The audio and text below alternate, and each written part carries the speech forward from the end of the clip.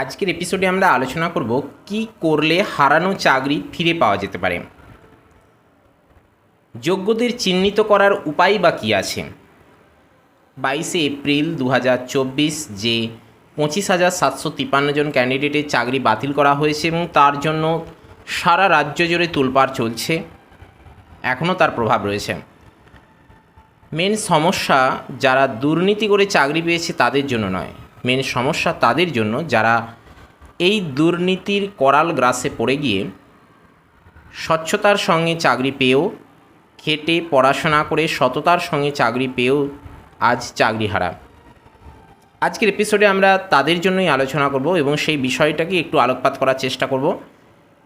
কি করণীয় এক্ষেত্রে পর্ষদের ক্ষেত্রে, কি করণীয় এক্ষেত্রে সরকারের ক্ষেত্রে এবং কি করণীয় ক্যান্ডিডেটদের ক্ষেত্রেও।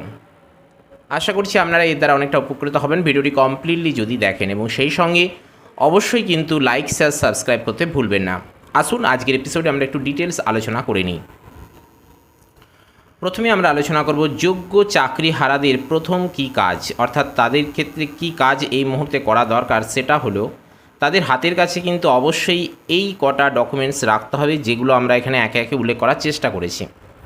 তবে এখানে যেগুলো আপনারা দেখতে পাচ্ছেন প্রত্যেকটাই কিন্তু সরকার অর্থাৎ পর্ষদ যদি এই মুহূর্তে আপনাদের চায় তাহলে কিন্তু অরিজিনালগুলো জমা দেবেন না, আপনারা জেরক্স করে তার সেলফ অ্যাটেস্টেড জমা দেবেন। আজ নেহাতি যদি দিতে হয়, সেটা কোর্টের নির্দেশেও যদি হয়, তাহলেও কিন্তু আপনারা নিজেদের ফোনেতে এগুলোর কিন্তু কালার স্ক্রিনশট নিয়ে নেবেন বা স্ক্যান করে নেবেন। স্ক্যান করে সেটার পিডিএফ তৈরি করে পারলে ফোনে কিংবা আবার অন্য কোথাও কিন্তু সংগ্রহ করে রাখবেন। পেন ড্রাইভে রাখতে পারেন, কম্পিউটারে রাখতে পারেন, অবশ্যই কিন্তু সংগ্রহ করে রাখবেন যদি আপনাদের অরিজিনালগুলো দিতে হয়। কেননা পরবর্তীকালে আগামী দিনে কি সমস্যা আসবে তার ঠিক নেই। পর্ষদ দেখছেন আপনারা কষ্ট করে পরীক্ষা দিয়েছেন কিন্তু সেটা দায়িত্বের সঙ্গে রাখেনি, দুঃখের সঙ্গেই বলতে হচ্ছে যে দায়িত্বের সঙ্গে রাখেনি, তারা কিন্তু ইচ্ছাকৃতভাবে সেগুলো নষ্ট করে দিয়েছে। সেটাই কিন্তু বারংবার বিভিন্ন সংবাদ মাধ্যমে, বিচার মাধ্যম থেকেও, এমনকি বিচারপতির মুখ থেকেও কিন্তু আমরা এই ওয়েমার নিয়ে কিন্তু বিভিন্ন অভিযোগ শুনতে পাচ্ছি। তাই আপনারা এই সকল ডকুমেন্টসের কোনো একটা যদি চাওয়া হয় সেটা কিন্তু অবশ্যই আপনারা অরিজিনাল দেবেন না, জেরক্স কপি সেলফ অ্যাটেস্টেড করে যাবে দেবেন। আর যদি নেহাতি দিতে হয়, সেটা যদি কোর্টের নির্দেশেও দিতে হয়, তাহলেও কিন্তু আপনারা ছবি তুলে রাখবেন, অবশ্যই সেটা কালার ছবি তুলে রাখবেন এবং সেটা পেন ড্রাইভে কিংবা অন্য কোথাও সংগ্রহ করে রাখবেন।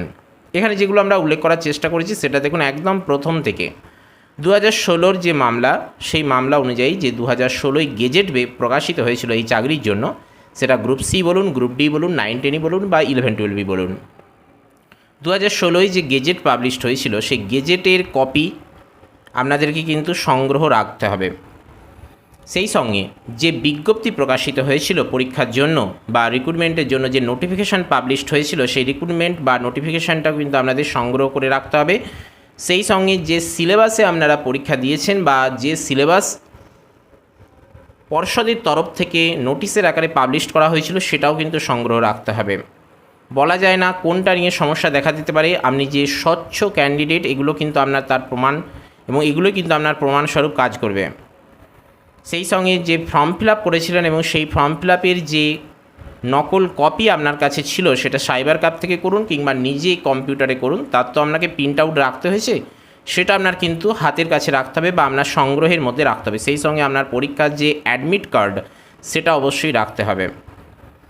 ফল প্রকাশের তালিকা অর্থাৎ যে লিস্ট আউট হয়েছিল সেটা আপনাকে রাখতে হবে। এক্ষেত্রে যদি আপনাদের স্ক্রিনশট দেখে থাকেন যে কল ফর ভেরিফিকেশান এরকম আপনাকে দেখিয়েছিল, তাহলে তারও নিশ্চয়ই আপনারা প্রিন্ট আউট রেখেছিলেন নিজের কাছে, সেটারও কিন্তু আপনাকে রাখতে হবে। ইন্টারভিউয়ে যদি কোনো কাগজ পেয়ে থাকেন, সেটা ইন্টারভিউয়ে ডাকি বলুন কিংবা ইন্টারভিউ হলেই বলুন বা সেখানে, আপনারা জানেন, আপনারা যেহেতু যোগ্য প্রার্থী আপনারা জানেন, সেই কাগজ কিন্তু আপনাকে অবশ্যই রাখতে হবে। ডকুমেন্ট ভেরিফিকেশানের সময় যে কাগজ আপনি পেয়েছিলেন সেটাও আপনাকে রাখতে হবে, যদি পেয়ে থাকেন তাহলে কিন্তু রাখতে হবে।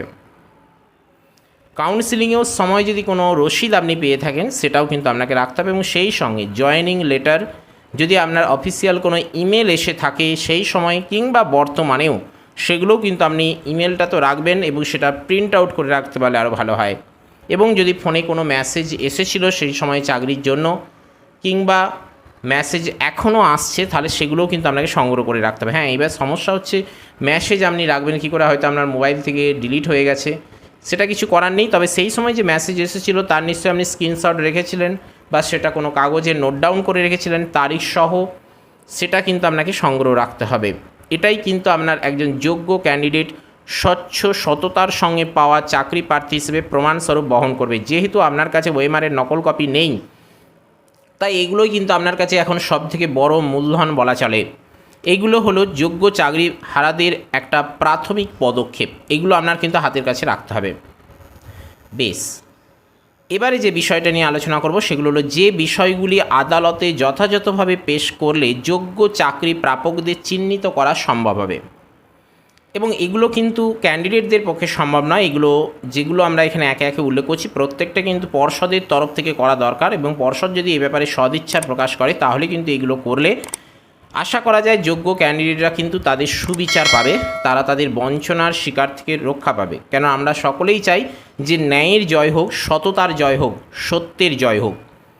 এক্ষেত্রে কোর্ট যে নির্দেশ দিয়েছিল যে 17 প্রকারের অনিয়ম হয়েছে, সেই অনিয়মগুলো যদি বর্তমান সরকার বা পর্ষদ সংশোধন করে নেয়, যদি সংশোধন করে নেয় একে একে, তাহলেই কিন্তু যোগ্য চাকরি প্রার্থীরা তাদের হারানো সম্মান ফিরে পেতে পারে। যদিও সেটা অনেকটাই কঠিন, তবে পর্ষদের কাছে কিন্তু সেটা ততটা কঠিন নয়। পুনরায় নতুন করে টেন্ডার ডেকে তাদেরকে ওএমআরগুলির পুনর্মূল্যায়ন করতে দেওয়া, এটাও কিন্তু পর্ষদ চাইলেই করতে পারে। এক্ষেত্রে আগে যে সংস্থাকে নাইসা কমিউনিকেশন বা নাইসা নামক এক সংস্থাকে দেওয়া হয়েছিল, এবং সেই নাইসা তো ফ্রড বলে প্রমাণিত হয়েছে, তারাই কিন্তু দুর্নীতি করেছে। সেটা কাদের দ্বারা অনুপ্রাণিত হয়েছে, কাদের চাপে পড়ে হয়েছে, সেই বিষয়ে আমি আর যাচ্ছি না। কিন্তু একজন স্বচ্ছ সংস্থাকে কিন্তু দিয়ে এই ওএমআরগুলো কিন্তু পুনর্মূল্যায়ন করতে পারে যদি পর্ষদ, তাহলে কিন্তু স্বচ্ছ কারা অস্বচ্ছ কারা সেটা কিন্তু পরিষ্কারভাবে ধরা পড়ে।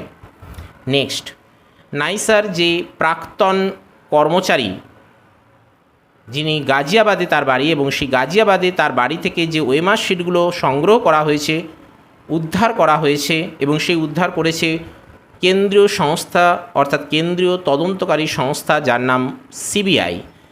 সেই সিবিআইদের দ্বারা উদ্ধার করা গাজিয়াবাদ থেকে ওএমআর শিটগুলো যদি আবার পুনর্মূল্যায়ন করা হয় কোনো স্বচ্ছ এবং সৎ সংস্থাকে দিয়ে, তাহলে কিন্তু কারা স্বচ্ছ কারা অস্বচ্ছ সেগুলো কিন্তু ক্লাসিফিকেশান করে তোলা যায়। অস্বচ্ছদেরকে কিন্তু একটা নির্দিষ্ট জায়গায় রাখা যায়, এবং স্বচ্ছদেরকে কিন্তু সেখান থেকে বেছে নেওয়া যায়। শুধু এই কটাই নয়, আরও রয়েছে। যেমন ধরুন, প্যানেল উত্তীর্ণ যে সকল ক্যান্ডিডেট রয়েছেন তাদেরকে কিন্তু চিহ্নিত করতে পারা যায় যদি পর্ষদ মনে করে। যদিও হাইকোর্ট থেকে কিন্তু বারংবারই এই নির্দেশ দেওয়া হয়েছিল, এমনকি অনুরোধও করা হয়েছিল যে কারা সৎ কারা অসৎ, কারা সততার সঙ্গে চাকরি পেয়েছে, কারা অসৎভাবে চাকরি পেয়েছে, দুর্নীতি করে চাকরি পেয়েছে, তার একটা লিস্ট দিন। আমরা সকলেই কিন্তু এ যাবৎ তথ্য পেয়েছি যেগুলো 9-10-এ প্যানেল উত্তীর্ণ চাকরি পেয়েছে বা বেআইনিভাবে নিয়োগ হয়েছে 1539টি, 11-12-এ মেয়াদ উত্তীর্ণ বা বেআইনি নিয়োগ হয়েছে 199টি, গ্রুপ ডির ক্ষেত্রে সেই সংখ্যাটা রয়েছে 669টি, এবং গ্রুপ সি সংখ্যা রয়েছে 416টি। তো এই ক্যান্ডিডেটদেরকে যদি আলাদাভাবে রাখা যায় তাহলে বাকিদেরকে কিন্তু স্বচ্ছ বলে ধরে নেওয়া যায়, এবং তাদের মধ্যে থেকেও কারা স্বচ্ছ কারা অস্বচ্ছ সেগুলো কিন্তু বের করে নেওয়া যায়।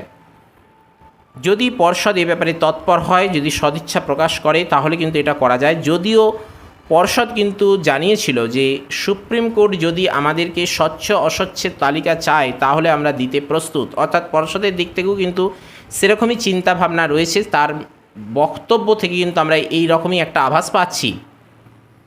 নেক্সট, প্যানেলের নাম না থাকা সত্ত্বেও যে সকল ক্যান্ডিডেট চাকরি পেয়েছেন তাদেরকে যদি চিহ্নিত করে দেওয়া যায়, এবং এই সকল তথ্যই কিন্তু পর্ষদের কাছে রয়েছে, তারা চাইলেই কিন্তু এগুলো দিতে পারে, তাহলে কিন্তু যোগ্য অযোগ্যদেরকে সহজেই চিহ্নিত করা যায় এবং বেছে নেওয়া যায়। সেক্ষেত্রে যোগ্য চাকরি প্রার্থীরা কিন্তু তাদের হারানো সম্মান, হারানো চাকরি আবার ফিরে পেতে পারে। এবং সেই সঙ্গে মেয়াদ উত্তীর্ণদের যে 12% হারের, অর্থাৎ বার্ষিক 12% হারের সুদের সহ বেতন, অর্থাৎ সমস্ত বেতন ফেরত দিতে বলা হয়েছে, সেই সকল ক্যান্ডিডেটদেরকে যদি সেপারেট করে দেওয়া যায় এই 25,753 ক্যান্ডিডেট থেকে, তাহলে এই সকল বিভিন্ন এবং আরও অনেক উপায় রয়েছে যেগুলো হয়তো আমরা সংগ্রহ করতে পারিনি, সেগুলো হয়তো পর্ষদের ক্ষেত্রে জানা, কেননা ওনাদের অভিজ্ঞতা, ওনাদের জ্ঞান অনেক বেশি, ওনারা কিন্তু আরও অন্যান্য উপায় রয়েছে, ওনারা কিন্তু এগুলো করতে পারেন এবং এই সকল মাধ্যমে কিন্তু যোগ্য অযোগ্য ক্যান্ডিডেটদেরকে বাছাই করে নেওয়া যায়, ক্লাসিফিকেশান করা যায়, তাদেরকে কিন্তু চিহ্নিত করা যায়। এছাড়াও কিন্তু দেখুন, একজন বিশিষ্ট রাজনীতিবিদ রাজ্যে শুভেন্দু অধিকারী মহাশয় কিন্তু এ ব্যাপারে একটা মন্তব্য করছেন একটি জনসভায় দাঁড়িয়ে, যেখানে তিনি বলছেন যে 2016 ওএমআর নষ্ট করা হয়েছে 2019 সালে। এখানে একটু টাইপিং মিস্টেক হয়ে গেছে, এই যে 2019 হবে, এটা কেমন 2019 সালে, 2016 ওএমআর নষ্ট করা হয়েছে 2019 সালে, অর্থাৎ 3 বছর পরে। তার মতে এই ওএমআর নষ্ট করার নির্দেশ দিয়েছেন আর কেউ না, খোদ এসএসসির তৎকালীন চেয়ারম্যান অর্থাৎ শান্তিপ্রসাদ সিনহা সেই সময় নিশ্চয়ই ছিলেন, যদি আমার খুব বেশি ভুল না হয়। যদি ভুল হয় তাহলে আপনারা সংশোধন করে নেবেন, কেমন। তো মেন কথা হলো যে উনি বলছেন যে 2016 ওএমআর নষ্ট করা হয়েছে 2019 সালে। তার মতে ওএমআর নষ্ট করার নির্দেশ আর কেউ দেননি, দিয়েছেন খোদ এসএসসির তৎকালীন চেয়ারম্যান। এই ব্যাপারটা যে তিনি এই যে মন্তব্য করেছেন, এই মন্তব্য কতখানি সত্য, এই মন্তব্য কতখানি যুক্তিসঙ্গত, এর মধ্যে কতটা সত্যতা রয়েছে সেটা আপনারাই বিচার করবেন, আপনারা অভিজ্ঞ। জাস্ট এরকম একটা তিনি কথা বলেছেন এবং যেহেতু এসএসসি রিলেটেড বলছেন সেই জন্যই এই প্রসঙ্গটা আপনাদের সামনে নিয়ে এলাম। তো এখন আমাদের প্রত্যেকেরই লক্ষ্য, আগামী সোমবার তো নেক্সট হিয়ারিংয়ের ডেট ঘোষণা করা হয়েছে, তো সেখানে যদি পর্ষদের তরফ থেকে এই রকমইভাবে কিছু সংশোধন করে নেওয়া যায়, যোগ্য অযোগ্য ক্যান্ডিডেটদেরকে চিহ্নিত করা যায়, তাদের মধ্যে ক্লাসিফিকেশান তৈরি করে দেওয়া যায়, তাহলে কিন্তু যোগ্যরা তাদের হারানো সম্মান ফিরে পেতে পারে। আমরা সকলেই কিন্তু পর্ষদের কাছে অনুরোধ করব এমন কিছু পদক্ষেপ নিন যাতে করে যোগ্যরা তাদের সম্মান ফিরে পায়, অযোগ্যরা তাদের কৃতকর্মের ফল ভোগ করতে পারে এবং সেই সঙ্গে কিন্তু নতুন করে যারা ক্যান্ডিডেট রয়েছেন, যারা দীর্ঘদিন ধরে নতুন এসএলএসটির জন্য অধীর আগ্রহে অপেক্ষা করছেন, তাদেরও নতুন পরীক্ষার সুযোগ আসে। কেননা এই সকল দুর্নীতির মাঝে দাঁড়িয়ে কিন্তু যারা দীর্ঘ 8 বছর ধরে অপেক্ষা করছে, যাদের দ্বিতীয় কোনো উপায় নেই, যাদের অসহায়তা হয়তো কেউই এখন এই মুহূর্তে চিন্তা করে না, কোনো বক্তব্যও দেয় না, কোনো প্রসঙ্গও তোলে না, সেটা টিভি চ্যানেলই বলুন, সেটা খবরের কাগজই বলুন, কিংবা অন্য কোনো মাধ্যমেই বলুন, বা কোনো নেতামন্ত্রী বলুন, সেই জায়গাটাও অন্তত যদি একটু ভাবনা চিন্তা করা যায় তাহলে কিন্তু অনেকটা উপকৃত হতে পারে রাজ্যের সকল ক্যান্ডিডেট। কেননা বর্তমানে প্রাইমারি চাকরি হচ্ছে, এটা যেমন একটা আনন্দের বিষয়, ঠিক একইভাবে যদি এসএসসিও আনুষঙ্গিকভাবে পরীক্ষাটা শুরু করে দেওয়া যায় তাহলে কিন্তু অনেক ক্যান্ডিডেট কিন্তু তাদের বঞ্চনার হাত থেকে মুক্তি পায়। শুধু এই যে 25,753 ক্যান্ডিডেট চাকরি হারা হয়েছে তাদের কষ্ট যেমন রয়েছে, সেই সঙ্গে এতদিন যে 8 বছর ছেলেমেয়েরা অপেক্ষা করছে বিএড করে, যারা এখন প্রাইমারিতেও অংশগ্রহণ করতে পারছে না, অথচ দীর্ঘ 8 বছর ধরে এসএসসিও হয়নি, সেই সকল ক্যান্ডিডেটও কিন্তু অনেকটা তাদের জীবনে অক্সিজেন পেতে পারে, তারা নিজেদের ক্ষমতা প্রয়োগ করতে পারে, তারা নিজেদের কৃতিত্ব এখানে প্রকাশ করতে পারে। কেননা তাদের মধ্যে যে প্রতিভা লুকিয়ে আছে সেগুলো প্রকাশ করার উপায় নেই, জায়গা নেই, স্বাভাবিকভাবে সেগুলো কিন্তু ভেতরে ভেতরে মরচে ধরে যাচ্ছে, হারিয়ে যাচ্ছে অনেক ক্যান্ডিডেট। আমরা পর্ষদের কাছে, সরকারের কাছে, বিচারপতির কাছে, আদালতের কাছে, সকলের কাছেই কিন্তু করজোড়ে অনুরোধ করব, নতুন করে যেন এসএলএসটির কথা ভাবনা চিন্তা করেন। কে ভাবলে আদৌ কাজ হবে, কাদের কতটা ক্ষমতা সেটা আমরা অতটা জানি না যতটা সরকার পক্ষ জানেন, যতটা বিচারকেরা জানেন, যতটা মহামান্য আদালত জানেন, যতটা পর্ষদ জানেন। তাই ওনাদের কাছে আমাদের সবিনয় নিবেদন, নতুন করে যেন এসএলএসটির একটা চিন্তাভাবনা নেওয়া হয় এবং সেই রকমই কিন্তু বাস্তবায়িত করা যায় আগামী লোকসভা ভোটের পরেই। এখানে দুর্নীতি কি হয়েছে সে নিয়ে আমাদের অভিযোগ নেই, কিন্তু নতুন করে আপনারা এসএলএসটি নিয়ে আসুন, তাহলেই কিন্তু আমরা খুশি। এবং সেই সঙ্গে স্বচ্ছতার দিকটাও খেয়াল রাখুন, তাহলেই চলবে। সকলের অগ্রগতি, সকলের সাফল্য, যোগ্য ক্যান্ডিডেটদের মর্যাদার প্রার্থনা জানিয়ে আজকের এপিসোড আমরা এখানেই শেষ করছি। যদি আপনাদের কিছু এ প্রসঙ্গে গুরুত্বপূর্ণ তথ্য দেওয়ার থাকে, কিছু মন্তব্য করার থাকে, নির্দ্বিধায় কমেন্ট বক্সে জানাবেন। এবং সেই সঙ্গে যদি ভিডিওটি এখনও পর্যন্ত ভালো লেগে থাকে তাহলে অবশ্যই একটি লাইক দিন। যদি ইনফরমেটিভ মনে হয় প্রয়োজনদের সাথে শেয়ার করুন, এবং চ্যানেলে নতুন এসে থাকলে বা পুরনো ক্যান্ডিডেট এখনও পর্যন্ত সাবস্ক্রাইব করেনি অবশ্যই সাবস্ক্রাইব করে অল নোটিফিকেশানটি অন করুন, কেননা আপনাদের উৎসাহই আমাদের এগিয়ে চলার একমাত্র পাথেয়। তো চলুন আজ আপাতত এ পর্যন্তই। No more today. দেখা হচ্ছে পরের এপিসোডে। জয় হিন্দ, বন্দে মাতরম।